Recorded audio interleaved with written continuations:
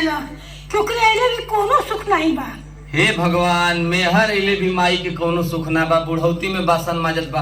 अच्छा हट माई, हम माजे लगब त काजे ओकरे लाज लगत त वहीबे करे। अरे नहीं बचवा, तू बर्तन मजबा, यही बदे तो के पोस पाल के इतना बड़ा कहीं कि तू बर्तन माजे। अरे हट माई, हमके माजे त तू मजबी तो हम ना माज का तू मजबी। अरे हमरे रहते तू कैसे मजबू हो? अरे तू कैसे मजबी? हम अरे हट माई, हमके माजे दे। अरे नहीं, कभी ना हो सकेला बाबू। अरे हट, हमके माजे दे। अरे काहे की दिल कर तो मार दी का। ओह माय गॉड, ये सब क्या हो रहा है? जरा सा पेपर पढ़ने बैठो, माँ बेटे का झगड़ा शुरू हो जाता है। अरे भाई, इतना ही बर्तन मांजने का शौक है तो 15 दिन तुम मांजो और 15 दिन माता जी को मांजने दो। मुझे पेपर पढ़ने में डिस्टर्ब मत करो, समझे?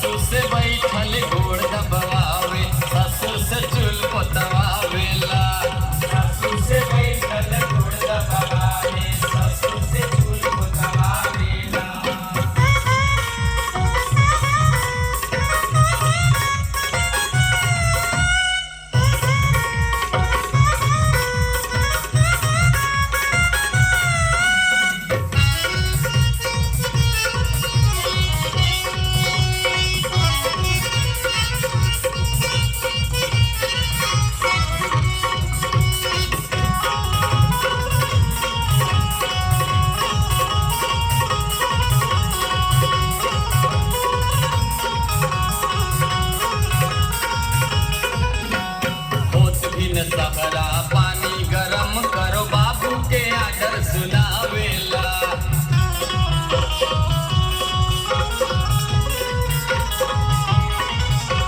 निकले नहा के नाश्ता लिया, ओ माई पे हुकुम चलावेला।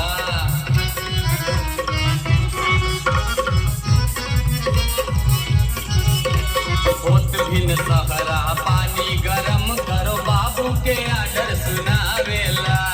निकले नहा के नाश्ता लिया, ओ माई पे हुकुम चलावेला।